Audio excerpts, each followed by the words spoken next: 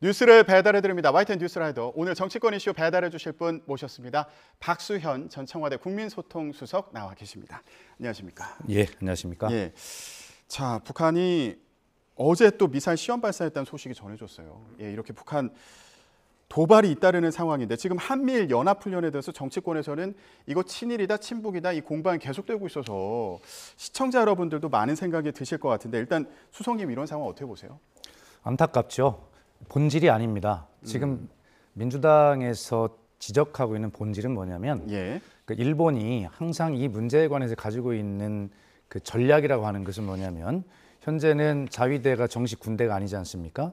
그것을 정식 군대화하고 파병이 가능한 군대로 만드는 것, 그리고 한일 간에는 현재는 동맹이 아니지 않습니까? 군사 동맹으로 만드는 것, 예. 그리고 그에 이어서 군수 지원 협정을 맺는 것, 이런 전략을 일본은 가지고 있어요.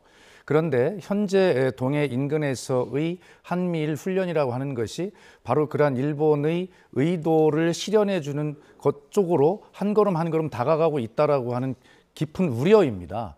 그것을 친일과 친북 논쟁으로 프레임 전쟁으로 이렇게 하면서 정작 이런 일본의 의도에 우리가 한 걸음 한 걸음 문을 열어주고 있다라고 하는 이에 대한 대비책과 진단 이런 것들은 어디 가고 전혀 본질이 아닌 것과 싸우는 것이 정말 큰 문제라고 생각을 합니다. 민주당의 의도가 제대로 전달이 되지 않고 있다. 그리고 이게 친일 대 친북 프레임에 좀 갇혀 있다. 이런 말씀으로도 들리네요. 그렇습니다. 그리고 여기서는 민주당의 의지가 전달이 제대로 안 되는 것뿐만이 아니라 이 문제는 여야 보수 진보 할 거 없이 일본의 이런 의도에 대해서는 우리가 이미 공히 다 알고 있는 사실입니다. 예. 근데 지금 국민의힘에서 이런 얘기도 하고 있거든요.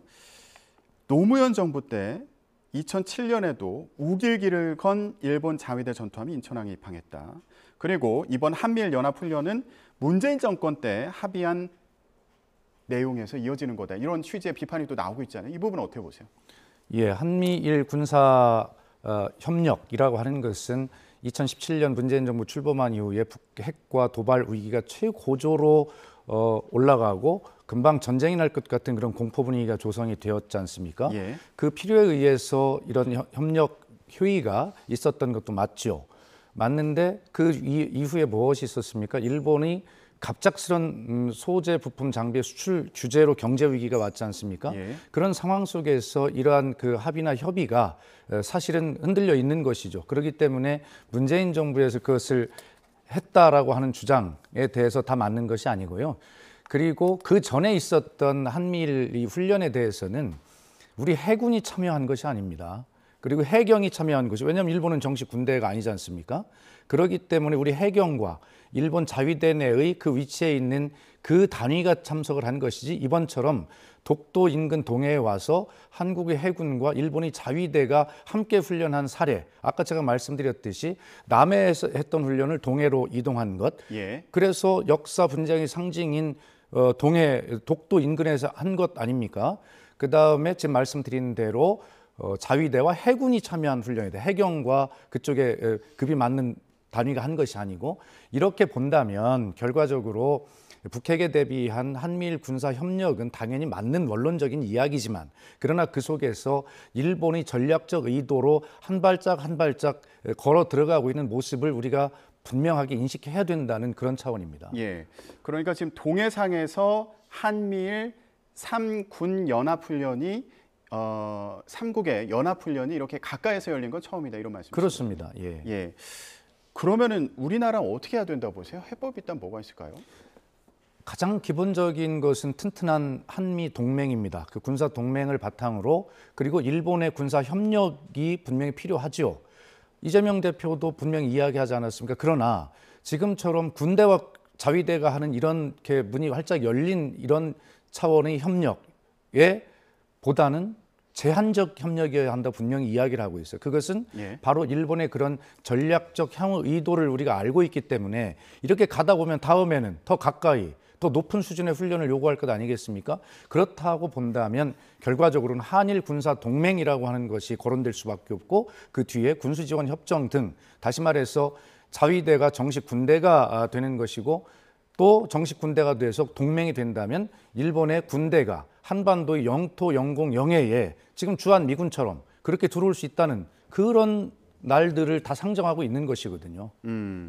지금 국민의힘에서는 이게 한미일 연합훈련이 필요하다는 주장을 계속 하고 있는 상황이고요. 여기에 더해서 북한이 계속 도발하고 있는 이 상황과 관련해서 9.19 남북 군사합의, 한반도 비핵화 공동선언도 파기해야 된다 이런 주장이 나와서요. 이 부분 어떻게 들으셨어요?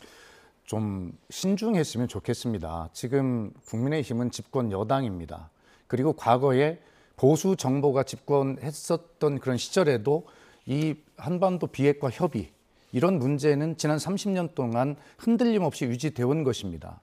왜 한반도 비핵화 이 원칙을 지난 보수 정부도 유지했겠습니까?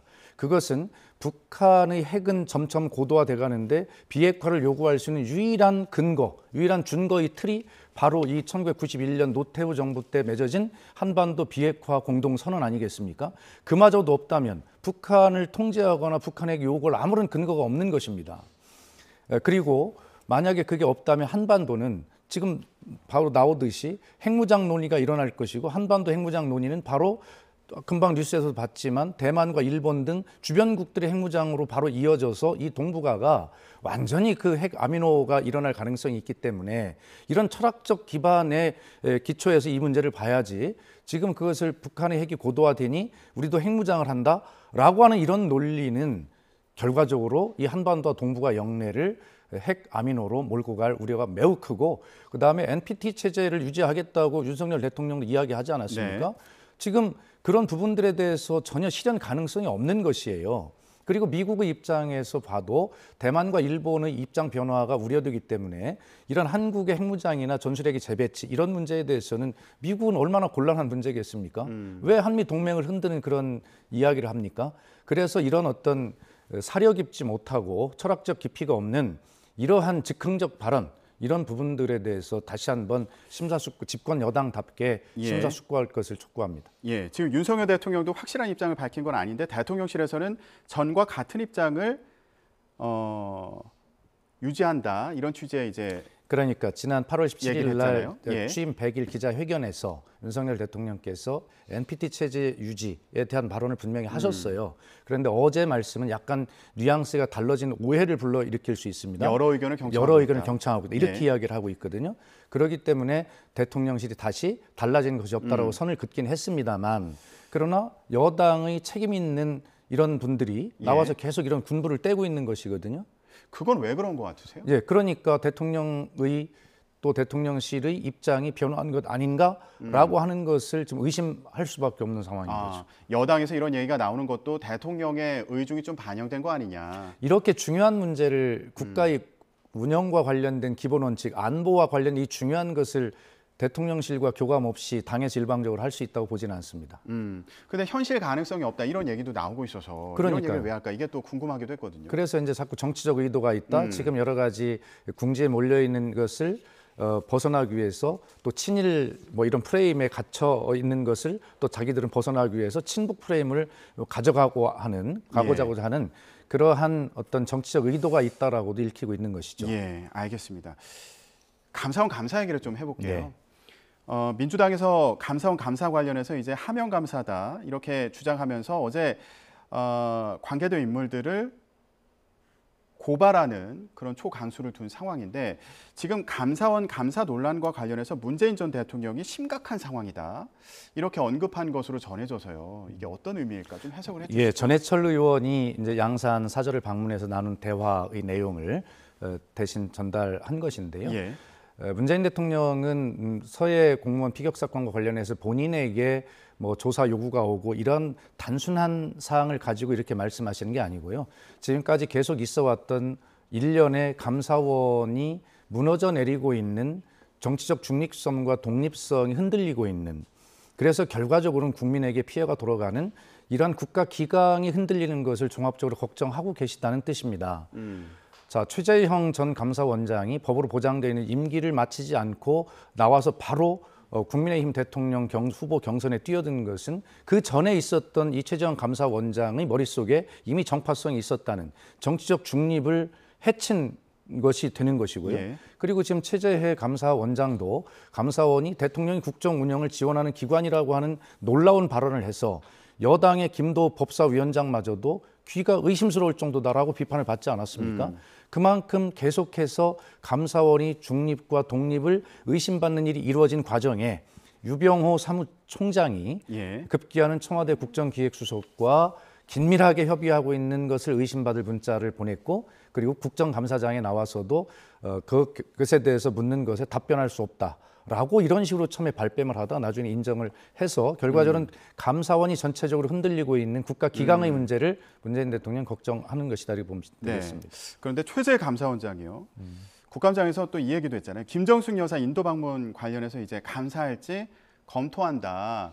이런 취지로 얘기를 했는데 이건 어떻게 들으셨어요? 조수진 의원께서 집요하게 그렇죠라고 계속 물으니까 원론적 답변을 하신 것 같은데요. 원론적 답변. 예, 이 문제는 제가 청와대 수석일 때 여러 차례 국민께 설명을 다 드린 거기 때문에 더 설명을 드려야 될지 모르겠습니다만 간단히 해주시죠. 네, 그러니까 이 문제는 인도의 모디 총리께서 우리 대통령 내외가 인도를 국빈 방문하셨을 때 몇 달 후에 있을 그 디왈리 축제에 한국의 고위급이 좀 참여를 해줬으면 좋겠다라고 간곡한 요청을 하셨어요. 그 전까지는 경상남도 김해 씨가 그 축제의 파트너로 참석을 해왔거든요. 그런데 정부 차원이 고위급 파견을 요구하셨고 대통령은 그 자리에서 답변하지 않으셨으나 귀국 후에 그 후속 조치를 검토하면서 인도 모디 총리 간곡한 요청이나 그다음에 신남방 신북방 정책의 중요한 파트너로서 인도의 중요성을 감안해서 정말 고위급을 파견해야 되겠다는 그런 어떤 아이디어 속에서 영부인이 가는 것이 최고의 예우겠다 해서 간 것이고, 지금 지적하는 저는 말도 안 되는 것들은 전부 다 외교 프로토콜입니다. 예. 그런데 김정숙 여사가 이제 순방에 참가하면서 3억 4천만 원 정도 예산이 추가로 들었다 이런 주장이 있기도 하고요. 이 부분에 대해서 좀 궁금하고, 그리고 인도 방문 당시에 청와대 소속의 한식 조리사 그리고 김정숙 여사 단골 디자이너의 딸도 대동했다 이런 언론 보도가 나와서요. 네. 예, 이 부분도 부적절한 동행이다 이런 비판이 있는데 좀 설명해 주시죠. 그러니까 이 문제는요. 그렇게 설명을 드렸는데 제가 금방 외교 프로토콜이라고 이야기하지 않습니까? 영부인이 2박 3일간 해외 순방 방문을 하는 것입니다. 그러면 거기에 당연히 그렇게 필요한 인력들이 있는 것이죠. 그래서 외교 프로토콜이라고 말씀을 드렸어요. 그것을 왜 문제 삼습니까? 그리고 예를 들어 장관이 갈 것으로 계산을 했던 비용보다 영부인이 가면 당연히 비용이 늘어나죠. 그래서 비용만 늘어난 것입니까? 영부인이 감으로 인해서 인도 총리의 그 간곡한 요청에 가장 정성스럽게 답변했고 인도와 한국의 관계가 증진이 되고, 그렇다면 그 비용을 쓴 효과, 역할 이런 것들을 충분히 한 것 아닙니까? 단순하게 비용이 더 들었다? 그렇게 평가해서는 안 될 문제고요. 예. 지금 그 직원들은 당연히 2박 3일의 순방 동안 해야 할 일들에 관해서 당연히 외교 프로토콜에 의해서 편성된 인원입니다. 예. 그런데 지금 한식 조리사 같은 경우에 이게 우리 측에서 주최한 공식 행사가 없었는데 현지에서 왜 대동을 했느냐. 그러니까 역할에 대한 의문이 이제 그러니까 계속 이 제기가 문제는 됐어요. 2박 3일간 있는데 현지에서 현지식으로 잘 하겠죠, 의전을. 그러나 그렇다 하더라도 긴 시간이기 때문에 우리 한식 조리사가 좀 이것저것 살펴볼 필요가 있는 것이기 때문에 포함을 시킨 것이죠. 마치 이것이 문제가 있는 것처럼 지금 이야기하는 것은 김건희 여사님께서 어떤 해외 순방이나 이런 거 하실 때 정말 그야말로 사적 인원을 수행시킨 그러한 것들에 대해서 전 정부도 똑같지 않냐라고 결과적으로는 물타기 하려고 하는 그런 의도로밖에 읽혀지지 않아요. 그 단골 디자이너 딸 같은 경우에 이제 사적 채용 논란이 있기도 하지 않았습니까? 이전에요. 네. 예, 그런데 여기에 이제 동행한 걸 두고 어떤 역할을 했느냐. 아니, 여기에도 그러니까. 또 의문을 제기하는 목소리도 있습니다. 이 문제가요. 청와대의 직원은 사적 채용일 수 있어요. 그런 것을 지적하는 것이 아니라 그런 사적 채용이나 공채가 아니라 특채를 하거나 할 수 있는데, 문제는 그렇다 하더라도 검증을 부실하게 했다는 것이에요. 그러니까 문제가 됐던 선거관리위원의 아들이 근데 그것이 걸러지지 않고 검증되지 않고 채용이 됐다는 것이지, 그것을 사적으로 채용했다는 그것을 문제 삼는 게 아닙니다. 자, 이분들은 정확하게 법에 의해서 다 채용이 된 사람들이고 자기 직무를 충분하게 하고 있는 것이고요. 그것에 대해서 이미 청와대 재직 시절에 여러 차례 설명을 드렸던 일입니다. 예, 알겠습니다. 현재 방문에 동행한 것도 적절한 역할이 있었던 것이다. 아, 그럼요. 네. 예, 이 부분에 대해서 이제 또 여당에서 공세를 펴고 있는 상황이어서 앞으로 또 어떻게 전개될지 계속 지켜보도록 하겠습니다. 오늘 정치권 이슈 여기까지 얘기 나누겠습니다. 박수현 전 청와대 국민소통 수석이었습니다. 고맙습니다.